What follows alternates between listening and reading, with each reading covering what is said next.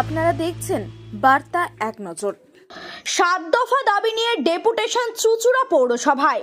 হুগলি জেলা চুঁচুড়া পৌরসভায় বিজেপির ডেপুটেশন স্থানীয় 2 মণ্ডলের সভাপতির নেতৃত্বে 7 দফা দাবি নিয়ে ডেপুটেশন দেওয়ার কর্মসূচি নেওয়া হয়।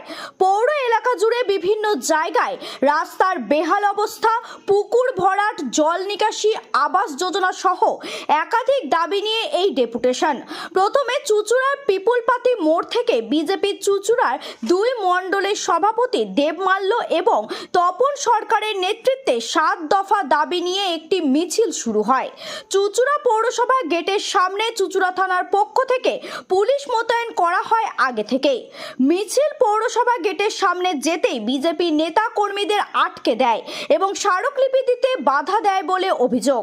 পরে বিজেপি নেতা কর্মীরা গেটের সামনে বসে রাস্তা অবরোধ করে এবং চেয়ারম্যানকে দাবি জানায় যে গেটের সামনে এসে স্মারকলিপি নিয়ে যাওয়ার জন্য, কারণ পুলিশ তাদের পৌরসভায় ঢুকতে বাধা দিচ্ছে।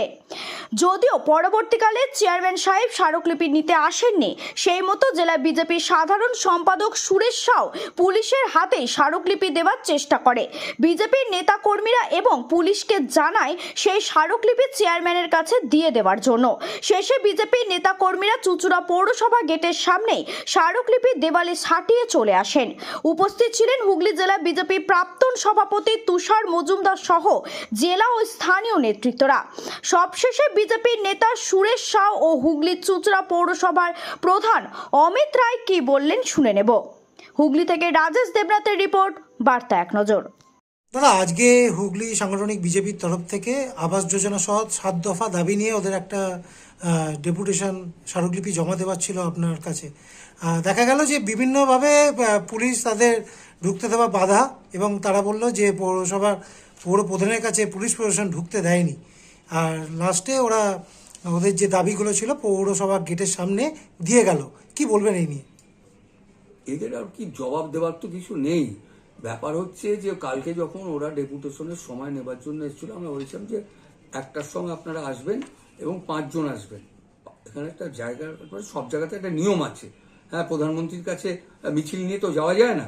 তা সেই কারণে আমরা 5 জনের আমরা অপেক্ষা করছিলাম যে আপনারা আসুন এবং আপনার দাবি দেওয়া, এবং প্রতিদিনই বিভিন্ন জন ডেপুটেশন দেন, বিভিন্ন মানুষ আসেন দাবি দেওয়া নিয়ে, সবাই সব বলে যান, এখানে কোনো ব্যাপার নেই। আর সেটা ওরা আসেনি কেন সেটা আমরা বলতে পারবো না। আসলে দুর্বলতা, ওদের লোকজন হয়নি, সেই দুর্বলতাতেই ওরা মুখ লুকিয়ে চলে গেছে। দেখা গেছে দাদা ওইখান থেকে স্লোগান সরে গেল যে পুকুরের টাকাও নাকি চুরি হচ্ছে। এই নিয়েও আপনার বিরুদ্ধে কিছু স্লোগান শোনা। পুকুর ভরাট নিয়ে। কোথায় পুকুর ভরাট হয়েছে সে স্পেসিফিক দিয়ে যাক। ও কথা বলে লাভ কি আছে? ফাঁকায় মিটিংয়ে যেটা বলবে তার জবাব দিতে হবে নাকি আমার? বিভিন্ন কটূক্তিও আপনার সম্বন্ধে স্লোগানে শোনা গেল। কটূক্তি তো ওদের করার কি আছে? কটূক্তিই করবে। ওদের তো যিনি একজন এমপি ছিলেন, 5 বছর এমপি থেকে কি করেছেন সমস্ত মানুষ জানেন। হ্যাঁ, ওদের এইসব করে ওদের আসলে অস্তিত্বের সংকট, সেই অস্তিত্বের সংকটের জন্যই এখানে এসে নিজেদের অস্তিত্ব দেখাতে চাইছে এই কটূক্তি মটুক্তি করে।